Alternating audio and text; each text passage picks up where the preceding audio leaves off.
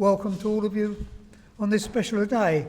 It is 60 years ago to this very date, not the day, but the date, that the club started. In those days, it was known as the Darby and Joan Friday Circle, and you will all be receiving a booklet we have produced. We've got a brief history in the club and comments from some of you, which I'm very grateful for, and also from those who are basically involved with the running in the official positions. That's Vera, bless her, after 42 years of it, she's doing well.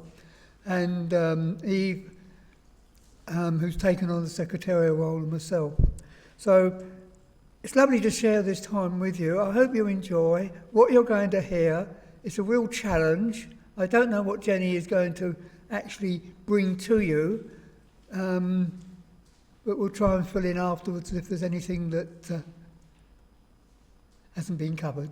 So it's lovely to welcome Jenny. You're here somewhere. Behind me. And I'll leave you to it. Okay, thank you so much. Okay, thank you for your welcome. Right. Okay, I'm told that everything will switch on just like magic. Yes. Okay, and can you hear me as well? Yes. Okay. Well, first of all, thank you so much for asking me to speak here today. It's over there, is it? Right.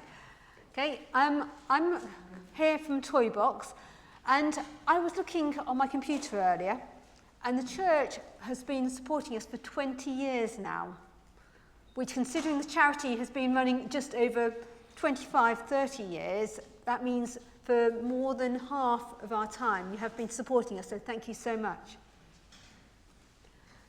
I don't know how many of you know much about Toy Box, how many of you to whom it's new, so I'm going to give a general introduction as well as updates for those who are more familiar with our work. So, I'm presuming it's this one. Yes. So, who are Toy Box? We work with children who are living or working on the streets of some of the most dangerous cities in the world. We started in 1992, so as I said, just over 30 years, 1992 in Guatemala City, and we're still there today, as well as other countries. We're a Christian organisation, which I said was founded in 1992 in response to a television documentary. It was a couple of youth workers who saw a programme that was called They Shoot Children, Don't They? It was about the shooting of street children in Guatemala. And they watched this and thought, surely not. Surely that can't be the case. So they went over to Guatemala, found it was the case, and thought, right, we want to do something about this. So after a lot of prayer and a lot of support from others, they founded Toy Box. And since then, the organisation has been determined to change the world for street children. I said we started in Guatemala, and so we are still there, but we work with local partners in Latin America, Africa, and Asia. We believe in a just world with no street children. And I have to say, our ultimate aim is to do ourselves out of a job. Because if there were no street children, there would be nothing for us to do. It's a shame, but it is not likely to happen in the near future, but that is our aim, a just world with no street children. And we're often asked what our name Toy Box means. And it comes from the visual representation of a toy box. Not necessarily with the toys sticking out of it, like our very first logo was, but it's about allowing each child to have a happy and safe childhood.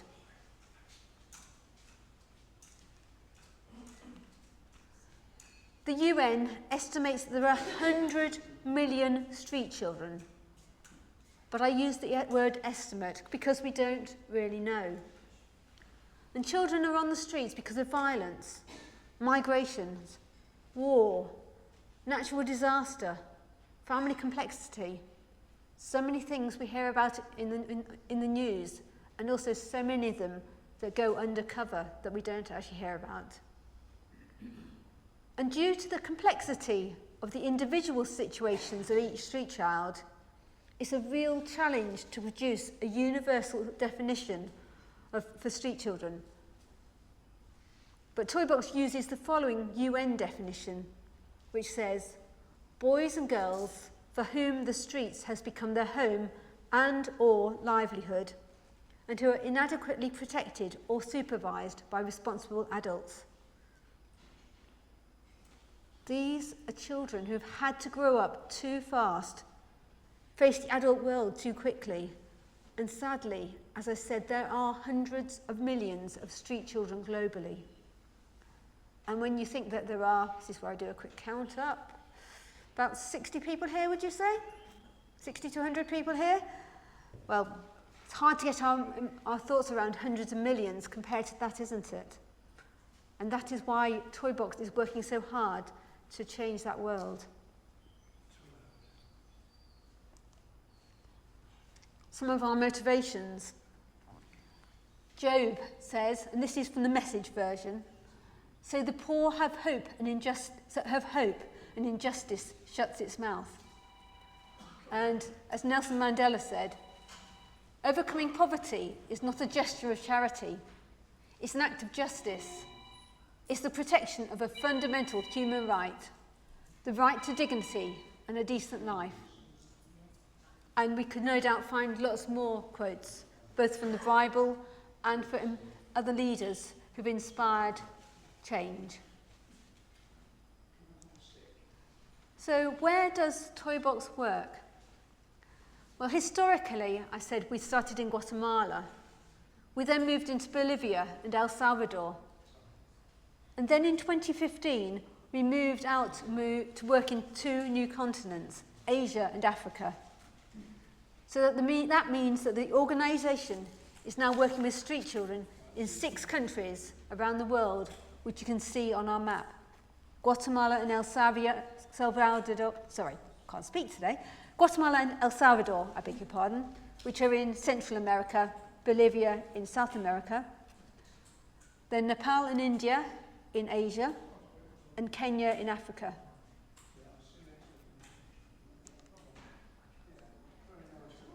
So now we know where Toybox work and who they work with. The next question is, how do they do it? Well, we carry out our work through partners in the countries. We do go out, some of our staff do go out and visit them, and in fact, a couple of our members are out there, one of the countries at the moment. But we work with local partners because these local organisations better understand the context of the places where they work. They've developed programmes that are best suited to the needs of street-connected children in their city. Toybox provides funds and technical support to these partners so that they can carry out their work in the field. And a big part of the work is where our local partners reach out to children who are already involved in street life. They spend time out in the community and on the streets where they have to build a relationship of trust with the children. I don't know if you can imagine what it would be like to be a child on the streets. But it's a very, very demanding task to get their trust because they're on there, because they've learned not to trust anybody. Not their parents, not other adults, possibly not their peers, and certainly not people in authority. And the street workers provide essential services and support to the children with the ultimate aim of rescuing them from the streets. There's the emergency response, because where there are children who are still living on the streets and not able or ready to go home, we work with them by responding to their immediate needs, distributing food or water, offering emergency first aid, or, if necessary, they get the child to see a doctor or a dentist. And at the same time, we're getting to know the child, working out what long-term plans can be put in place to support them.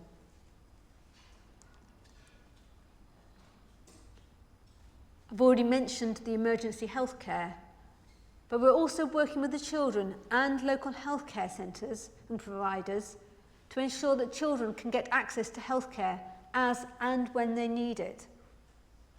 Children don't have money for this, so we're working to make sure that they have the correct ID documents to ensure they get access to all the appropriate government-funded health institutions. Has anyone here heard about Toybox's birth registration work? Yeah, a couple of people. Now, I've already said imagine. Imagine you didn't have a birth certificate. I want you to think of all the things you use your birth certificate for. Probably don't even think about it, but anyone give me some suggestions of what things you may need your birth certificate for? Passport, yeah. Marriage, yeah. Divorce, unfortunately, yes. To prove you exist. Prove you exist, thank you. Schooling. Doctors, yes. Travelling. So many things. Yet, sorry? Driving licence, thank you, yes. Yet I wonder how many of you last looked at your birth certificate 2 days ago? 2 years ago? 20 years ago? I don't know. It's something we almost take for granted until we need to use it. And so one area of Toybox's work is birth registration, which means giving street children their birth certificates. And by having their birth certificate, it means a street child gets its official identity, which in many cases means protection from the state when they need it. They have access to education, healthcare, jobs and marriage, as well as a proper burial when they die, instead of being placed in a mass grave with other unknown and invisible people. Someone over here said it means that they exist. And one of the saddest things in Guatemala that we've heard of is a mass grave just with the letters X, X, X. That's where all the people who have no birth certificate, who are not known by the state, who are not recognised by the state, they're just all put in there. No dignity in life, no dignity in death. And so Toybox is working with official organisations and governments in Latin America and other countries now to register as many children as possible. And so far we have had a huge amount of success.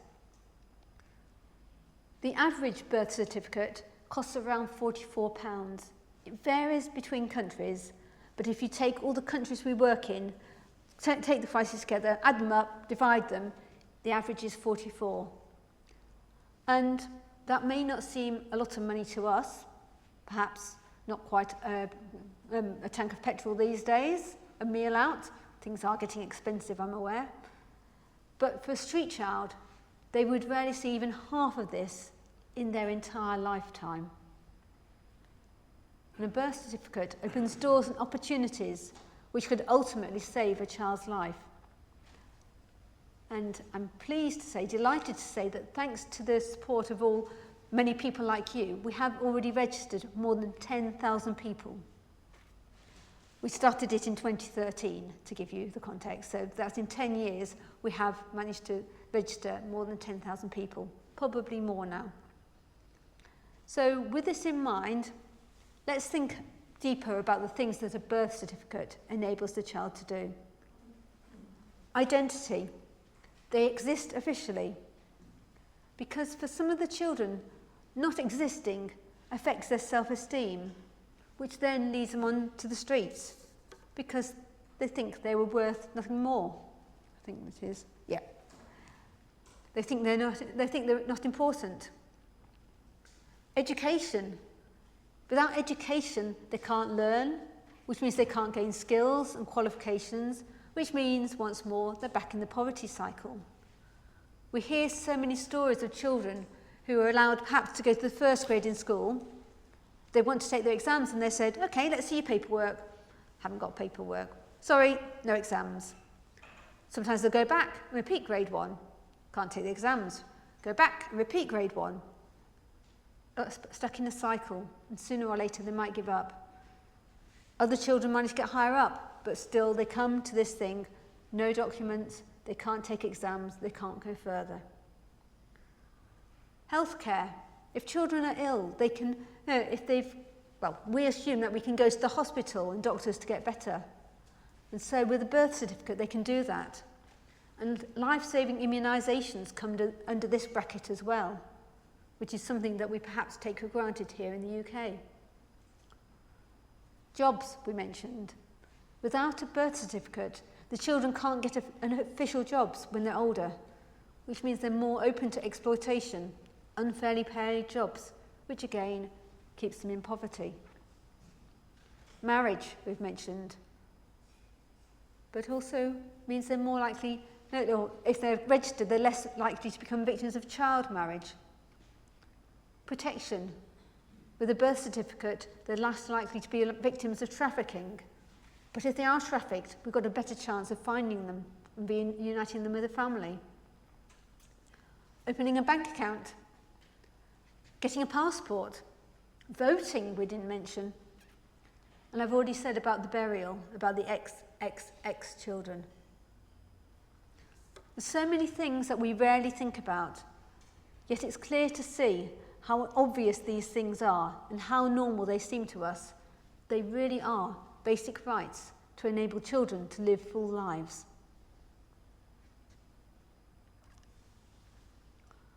So talking a bit more about education. Toybox's partners work with children and their families to determine how we can get the children into some type of education, be that formal or informal. And a lot of the children we work with struggle to sit in a structured class, so the non-formal approach to education is really helpful. Now, I wonder, it's Andrew at the back, isn't it?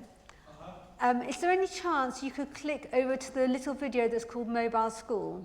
I think it's V2 Mobile School or something like that. You did drag it across.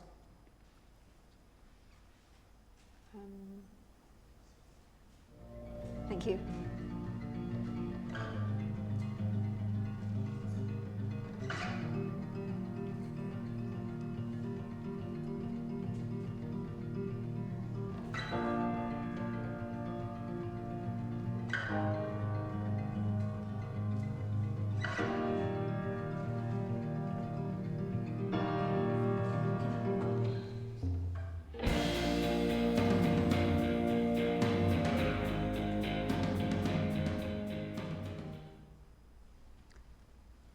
Just a short little flare, give you a change from my voice for a little while.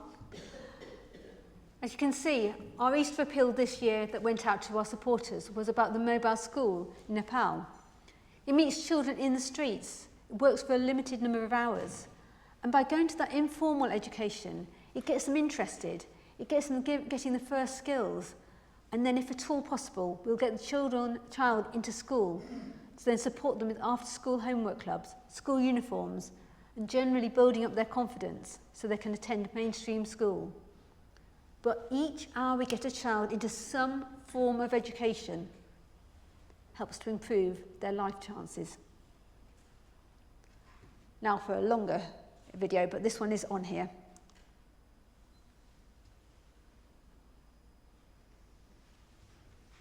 This one is from India.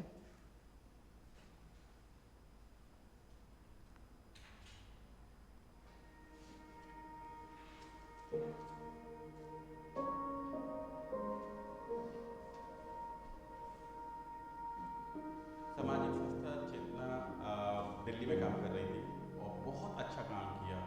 हर साल 500 से 1000 बच्चों के admission हुए, उनको retain किया। शायद यही कारण था कि एक प्रस्ताव आया कि क्यों ना हम अपने जो नेबरिंग स्टेट्स हैं, खासकर जयपुर में, हम इस काम को शुरू करें। और फिर शुरुआत हुई हमारे जयपुर के कार्यक्रम की।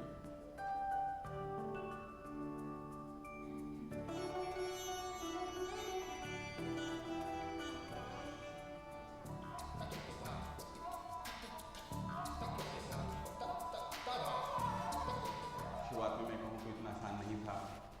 एक नई जगह, नए लोग, नई बातचीत, हालांकि परिस्थिति के बारे में थोड़ा आइडिया था, बट अपनी आंखों से जाकर पूरी चीज़ को देखना, समझना, कैसी बस्तियां हैं, कैसे बच्चे हैं, क्या काम होता है, कौन कौन सी संस्थाएं हैं, क्या अथॉरिटीज़ का सपोर्ट वहाँ मिल सकेगा, कितनी दूरी पे हैं स्कूल, तो लगभग 46 से ज़्यादा जगहों का चयन करने के बाद हमने फाइनली 10 जगह चुनी और अपना काम शुरू किया। उनके साथ हमने बातचीत की, लगातार काउंसलिंग की और होम विजिट के माध्यम से उनको हमने उनमें विश्वास कायम किया, तो फिर हम बच्चे जोड़ पाए। दिव्या मैम के पास आ जाता हूँ चेतना एनजीओ में, फिर मैम भी पढ़ाती है मेरे को। मैम ने भी मेरे को गणित सिखाई, भाग सिखाए, हिंदी सिखाई, इंग्लिश सिखाई, सब कुछ मैम ने मेरे को सिखाया। मैम भी खेल खिलवाती है, कैरम बोर्ड भी खिलाती है, लूडो भी खिलाती है, सांप सीढ़ी भी खिलाती है। मैम मीटिंग भी करती है और बाल ललितिका के बारे में भी बताती है। मैम पढ़ाई भी कराती है। ये जो लर्निंग सेंटर्स हैं, जिनको हम एजुकेशन क्लब भी कहते हैं अपनी भाषा में, ये बहुत अच्छा कॉन्सेप्ट है। उन जगहों पर जहाँ ये बच्चे रहते हैं, वहाँ पे हम एक जगह चुनकर एक बहुत खूबसूरत सी जगह बनाते हैं, जहाँ अच्छे से लाइट हो, जहाँ पे बच्चे आएँ, बैठें, उनका मन लगे। सिर्फ भाव एक होता है कि वो बच्चे वहाँ आएँ, बैठना सीखें और उसके बाद हम उनका एडमिशन स्कूल में करा दें।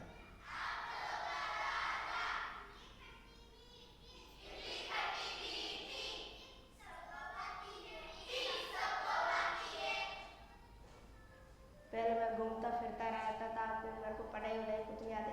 मेरा मन बहुत करता था पढ़ाई के लिए, मगर कोई आता ही नहीं था। और पापा के मेरा आधार कार्ड भी नहीं था, इसलिए पापा ने कभी नाम भी नहीं लिखवाया। उसके बाद फिर थोड़े दिनों के बाद हम खेल कूद कर रहे थे, एकदम से दिव्या मैम आई और उनके साथ सर आए। फिर उन्होंने सेंटर खोला अपना, उसके बाद हमें पढ़ाना शुरू किया, हमें लिखाया और उसके बाद हम पढ़ने लगे। उसके बाद हमारा नाम एडमिशन करवा दिया वो सरकारी स्कूल में। उसके बाद हम वहाँ पर जाने लगे और वहाँ पर पढ़ने लगे। ये स्कूल जाते हमारा दिल खुश होता है कि हमारे बच्चे पढ़ने जा रहे हैं। ये बड़े होकर थोड़ा बहुत हमको भी सिखाएंगे, हमें भी सिखाएंगे, मम्मी पापा ऐसे करो, ऐसे मत करो, सिखाएंगे। ये भी हमारे को नहीं पूछेंगे ये तो बेचेंगे माल, ये तो बताएंगे कितने पैसे जा रहे हैं, कितने पैसे आ रहे हैं। एक अवेयरनेस इस जाति के अंदर आई है कि अपने बच्चों को स्कूल तक लेकर आ रहे हैं और खुद भी हमसे आकर मिल रहे हैं कि भी बच्चा स्कूल नहीं आ रहा है तो क्यों नहीं आ रहा है, तो मैडम हमारे बच्चों को पढ़ा। तो इतना तक कहने के लिए ये हमारे विद्यालय तक आ रहे हैं। तो ये चेतना जो एनजीओ है, इसकी अच्छी उपलब्धि है और मैं ये आशा करती हूँ कि बहुत अच्छे लेवल पर ये काम करेंगी और बच्चों की जो एजुकेशन है कि सभी बच्चों को विद्यालय से जोड़ा जाए, इस पर बहुत अच्छा वर्क करेंगे।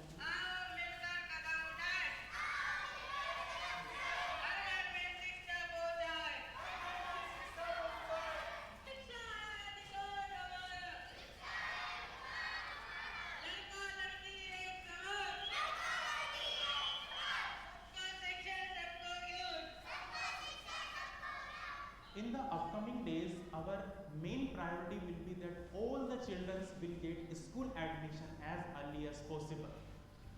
As of now, they are getting so many documentations, challenges and other issues, so we will try to resolve it as soon as possible with the collaboration of the government officials and the school staffs, and sort out their issue and facilitate all the children to get their admission as early as possible in the nearby government schools. And we will try to get them all the children in the mainstream of the society so that we can make a child-friendly atmosphere. At this moment, I would like to thank Toy Box Charity, who have actually inspired us to get into another state, and also because this is a collaborative effort, there are other NGOs and other authorities as well. I would like to extend thank you all of them for their wonderful cooperation. This is just beginning. There is a way ahead. I hope you were able to follow most of that. So, education. So what impact does Toybox have? So last year, we supported more than 10,000 children and young people, and you can tell the person who wrote the script is interested in tennis, can't you? She says, it's twice the number of people who attended Wimbledon over the championships in 2023. I'll take her word for that. But 150 young people were also given support to start a new business. And 2,371 children went to school. If you can imagine, 79 different classrooms with 30 children in. It's quite something.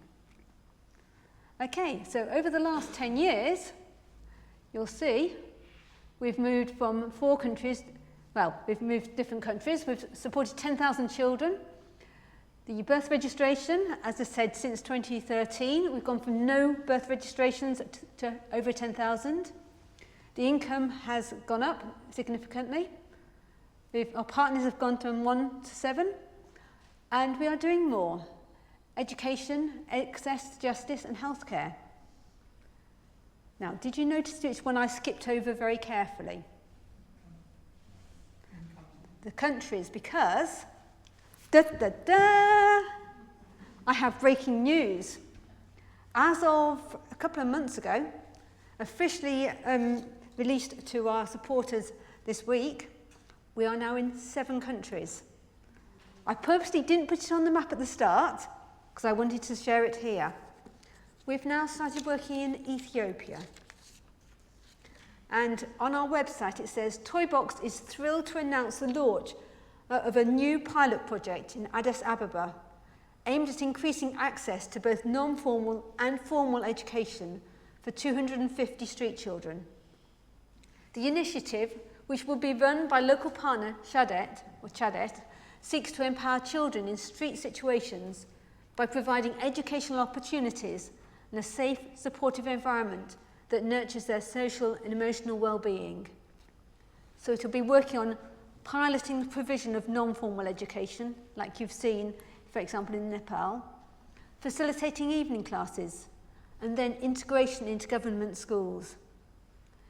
It will primarily target street children who have either never attended school, have dropped out, or don't have functional literacy or numeracy skills. And they'll also receive regular psychosocial support and counselling to create a safe, inclusive space where they can be met emotionally and socially. They can build resilience, self-confidence, and a sense of belonging. If you want to have a look at that at some point, and you do have access to our website, do please look at that. So yes, as I said, we are now in 4 countries to 7. So, as I said, as a church, you have been supporting us for 20 years now. If it's something you'd be interested in doing individually, we do have our magazines and newsletters. I have a few examples with me. You can give us a child a lifeline with a monthly donation. I do apologise. Our magazine is called Street Life, which is why I was getting confused. You can provide a birth certificate for a street child. You can pray for us. We bring out a quarterly prayer guide. Again, you can find it on our website, or we do post some copies, we email it out. I'm guessing that, like me, you probably wouldn't want to run the London Marathon. I wouldn't do it either, but that is how many people do support us, and we do get a huge number of applicants for it each year. Any questions? I think we've got time for a couple, haven't we? Yes?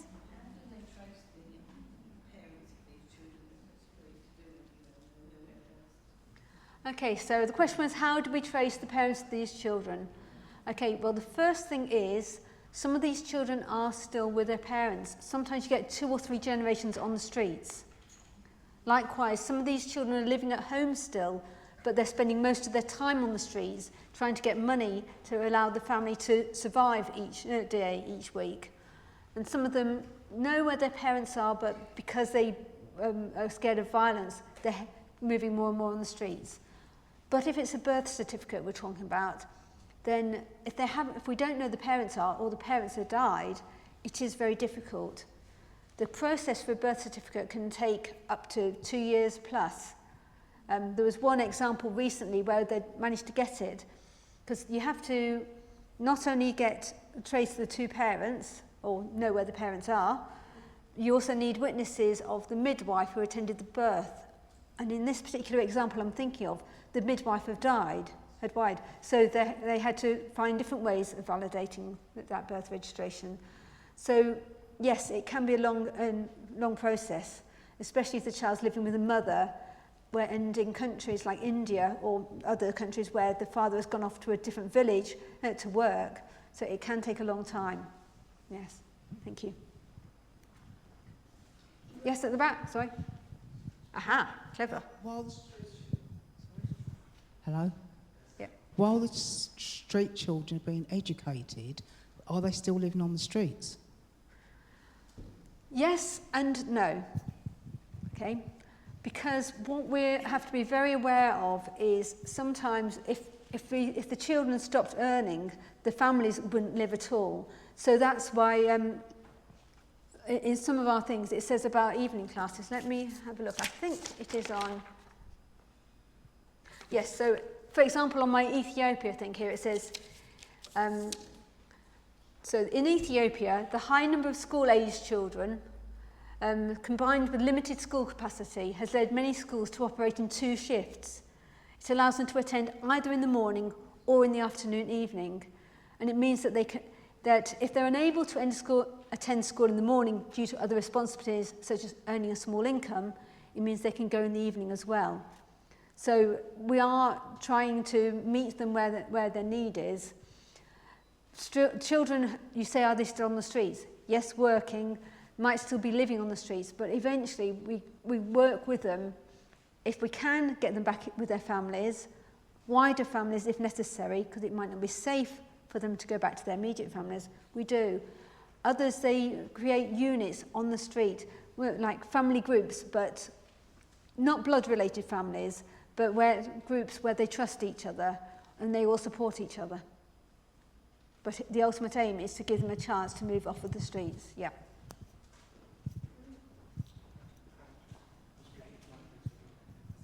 Have you been able to influence the laws, the local laws? Do you work with any of the statutory bodies? Sorry, I didn't quite catch that. Sorry. Have you been able to influence any changes of the law in the... Okay, right. Yeah. Okay. And do you work with any other statutory bodies in the community? Okay, yes, so we do work, we try to work closely with the with the governments. For example, in Guatemala, there's actually part of the government is called RENAP.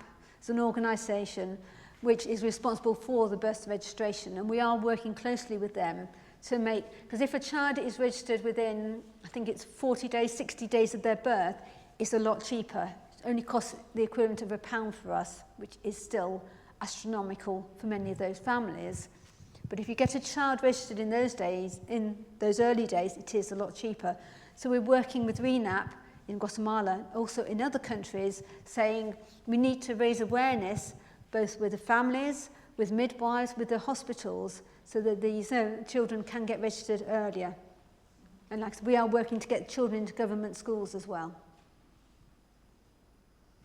How can they afford these birth certificates in the first place if they're £40? And also, where do they keep them? Okay, so yeah, so the question was, how can they afford birth certificates in the first place? Well, as I said, at point of birth, first 40, 50 days, it only costs the equivalent of £1 for us, which some can afford, some can't. Depends whether they choose to go without the heating or the food for a week. And this is why we, as a charity, are supporting them, are encouraging our supporters to buy birth certificates. Because, yes, if we can support children who are older, but also if we can get them registered younger, then it is cheaper as well. As to where they keep them, they are kept in a central government. They have their own copies, but they are on a central system as well. What do they do with them if the children lose them? And our partners do emphasise to them how important it is to keep them safe. But as I said, they are in a central place as well.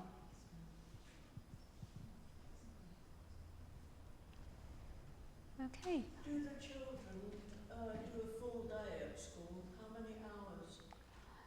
Because there's so many children, they can't have a whole day, can they? Yeah, I don't know the answer to that, I'm afraid. I don't know how many hours they would do. But like I said, quite often they do 2 shifts, or the children go to a homework club after school to help them with that as well. And is it easy for them to get transport? Because these schools are probably quite a distance away from where they live. I think most of them would, if we're talking about street children in the city, generally they would be going to schools close by to them. Okay, well, here we are. Again, another video, hopefully.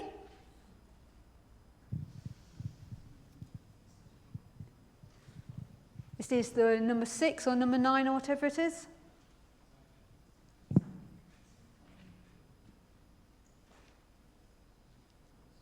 It worked earlier.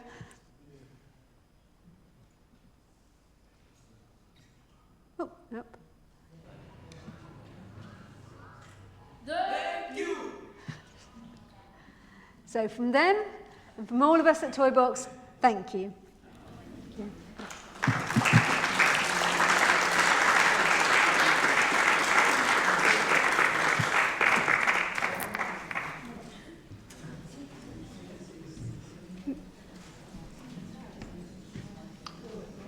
Thank you very much, Jenny, for that.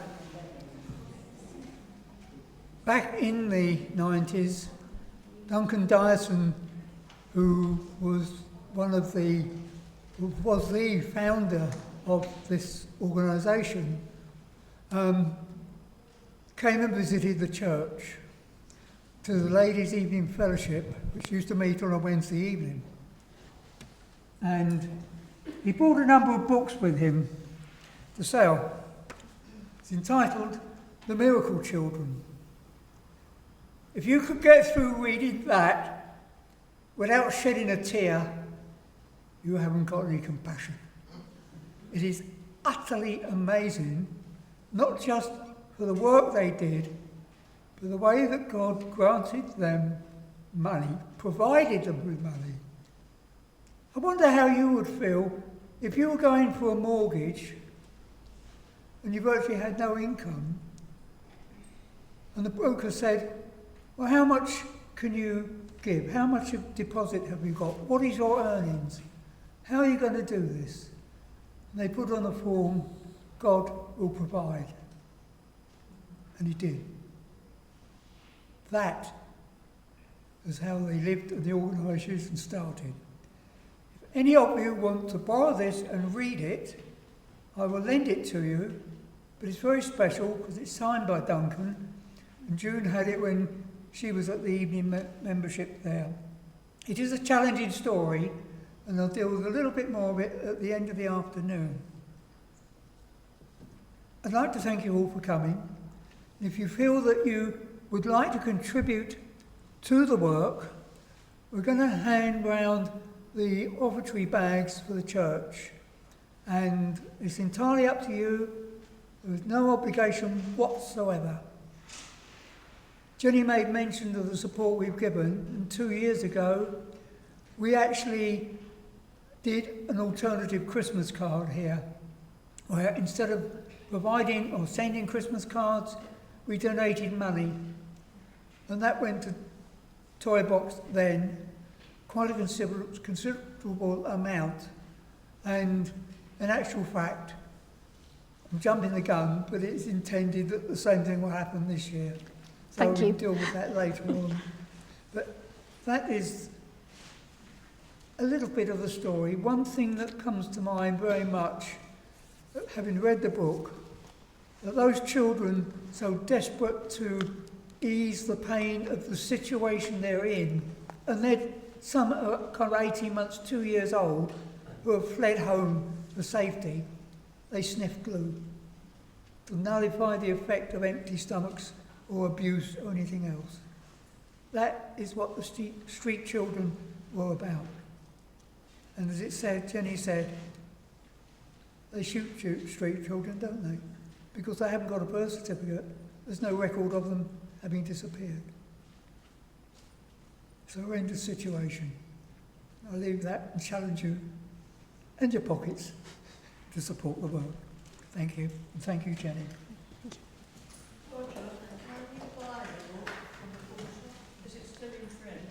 It's not in print. You may find second-hand copies on Amazon or other booksellers, but yeah. But if you want to borrow it, you may. But I want it back. So I've read it 3 times.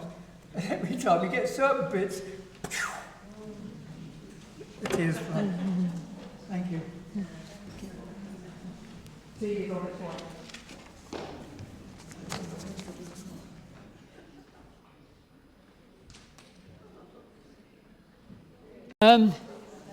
Your generosity on these occasions always amazes me. It really does. And today has been no exception. You contributed to Toy Box £450, and that is from you. And the wonderful thing is that I had a leaflet come through quite recently from the Toy Box organisation stating that one of their supporters is going to double all contributions made up to the end of this year. So your £450 is going to be £900, which is absolutely incredible. So praise be for that. Next week is games and chat, so you'll be able to catch up then. I think you've all had the anniversary booklet. We have a committee, the pictures of us all on the booklet. And we hold meetings in September and February basically to sort out the programme and whatever through the year and discuss things like today. So September 12 months ago, I had on the agenda the 60th anniversary. What are we going to do about it? Silence. I said, well, we can't let 60 years go by without having something special. I said I'd wondered about Toy Box and whether Jenny, Duncan and Jenny Dyson was still working within the organisation. I phoned them up and they said no. But she said, and that's Jenny who came along today, said, no, I worked with them. So she said, I knew them. She said, I can come. So I said, oh, right, fair enough, and gave her the date, which we suddenly realised that today is the actual 16th of October, which was the starting date of the club on the Friday back in 1964.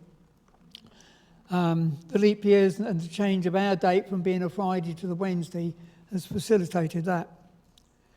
And then there was silence, and then they said, well, if you want to do something about it, get on with it. So I said, all right, thank you. So at least I've got a year to put my thinking cap on. And it was then that the front of the brochure or pamphlet you've all got slowly came into mind that it was a Friday circle. And we tried it with a circle, but no. Then added bits and took bits away and whatever, until we agreed that what you have received today as the front cover was correct. And the picture inside of Doris Wickett, our founding member, leader, secretary, was on the inside cover. And on the 40th, back in 2004, we were able to contact various people who've been involved with the club.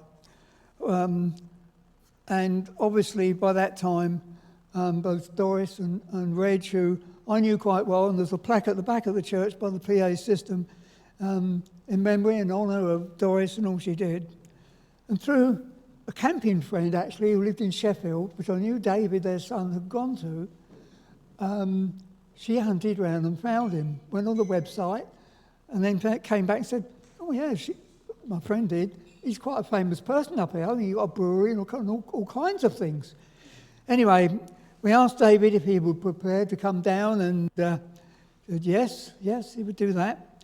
And he wrote into the book here, I see from my diary that the Reverend Ralph Nurse came to visit Mum on the 24th of September 1964 to propose the idea. I can remember that she was rather nervous, as up to that point in her life she had not been an organiser. She had been a church member for many years, but wasn't really involved in any activities there, apart from services. The club, therefore, was an ideal opportunity, and she took it on with real gusto. It certainly became one of the focal points in her life, and I feel certain that it gave her life a new meaning and a sense of purpose. The programs that we have now basically follow the same mandate that she laid down all those years ago. and has proved successful through that time. Having produced a rough copy of the front, Vera said, "Well, I can't do that on my computer." And I spoke to Shirley and Andrew, and they took it home. And on A4 came back with what you now have on at the front of our brochure. So thank you to Andrew and Shirley for that. But also they then offered to print and produce the whole lot, typing it, assembling it for what you have now. We've had 80 copies done, so thank you to Andrew and Shirley for that.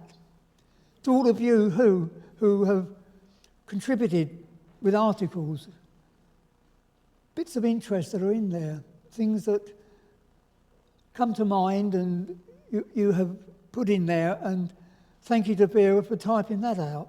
It all has to be done. And then the proofreading, suddenly finding we got dates wrong and words misspelt and other information incorrect. So it was an ongoing process, and last month Shirley said to me, "Yeah, it's all printed, it's at the church, ready for distribution." So it's been a group effort right the way through. And I would just like to give my thanks to those who contributed in any way. And I'd like to say thank you.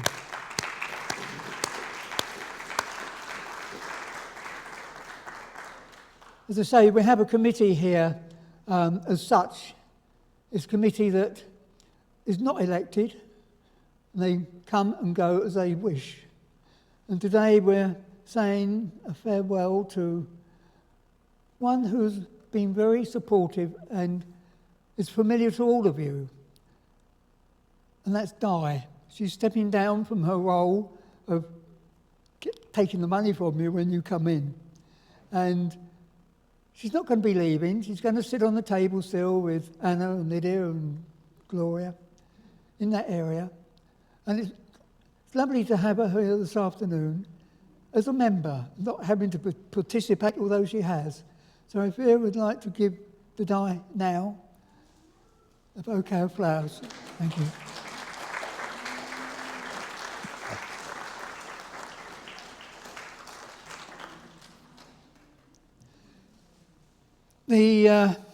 I mentioned in the book here of the Miracle Children, and it goes through from Duncan had a hard life, let's put it that way.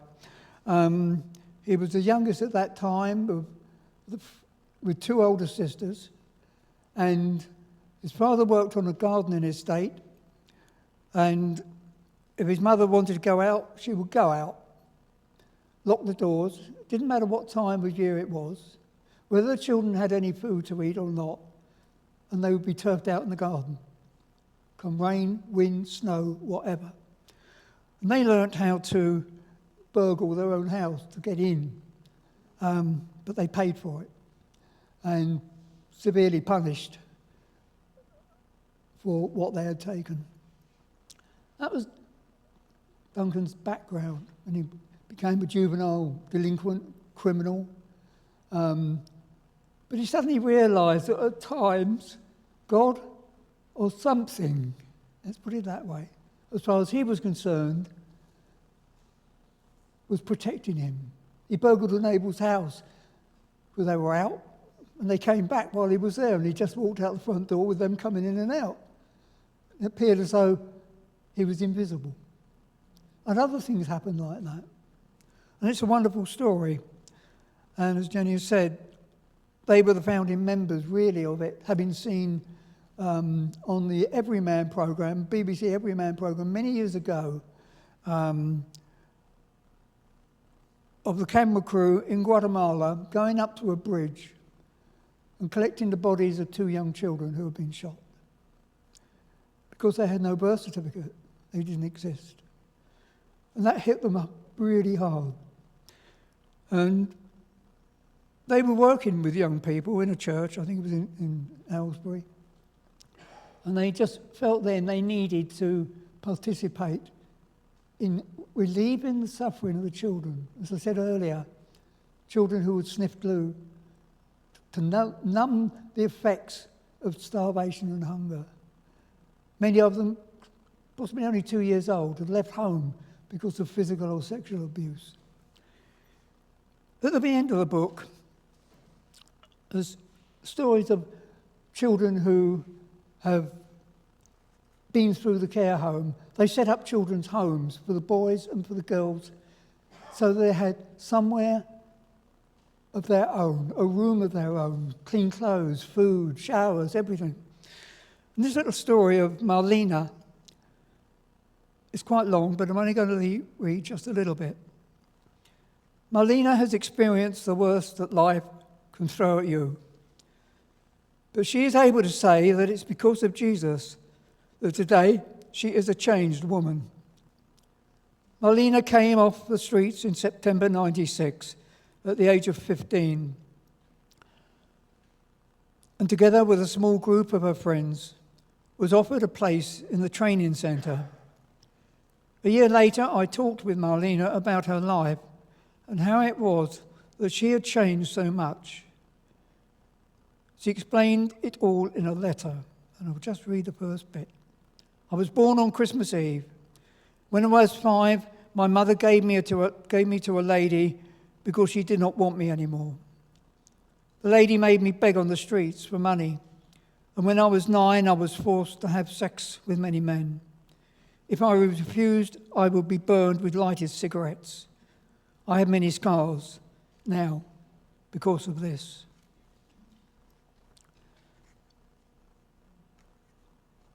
At the end, Marlena had been in the home, and I can't find the page now. Where are we?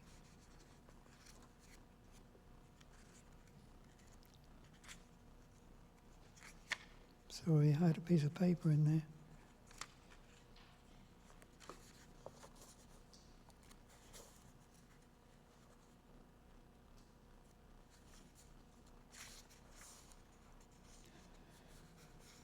The miracle is still unfolding. Marlena decided to run away. She'd been with us for a few months, staying with our brand new girls' home. But she thought she couldn't cope anymore.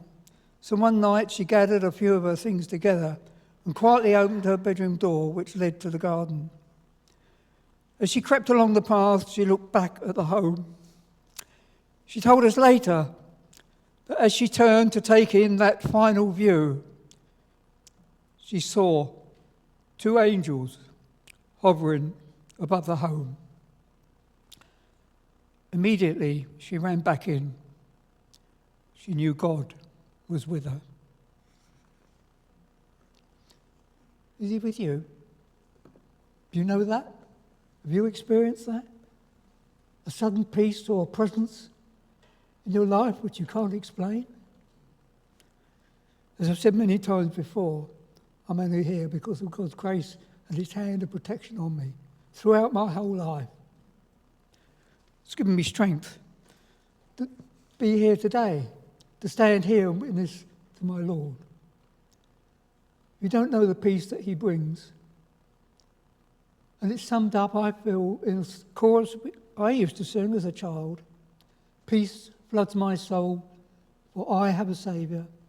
Peace that He brings, the world cannot take it away. Freedom from sin, since Jesus came in. A wonderful, wonderful peace floods my soul, since my Saviour came in. And I've experienced that very much these past years. Thank you for being here and coping with my emotional side at times. God bless you, safe journeys home, and trust that you will have memories to look back on this afternoon. I have asked Adrian if he would close this afternoon with our closing prayer.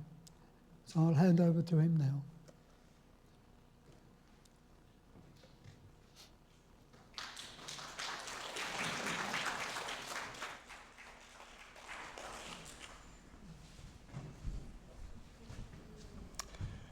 Thank you, Roger. And before I pray, I simply want to acknowledge all the ladies in the back. Could you just come in.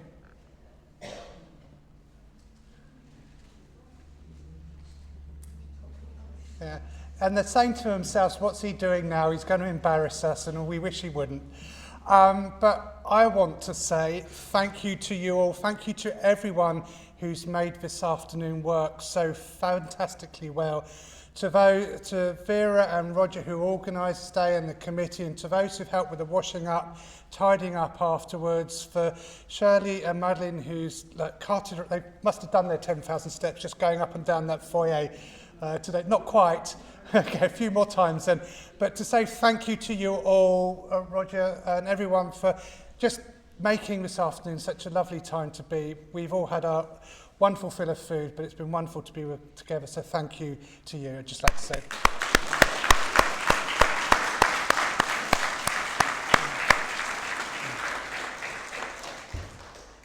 Shall we pray and then we can go home?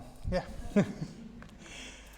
Lord Jesus, we thank you for today. Thank you for the goodness in being able to celebrate 60 years anniversary of this place, which has been a safe space, a warm space for people for so many years.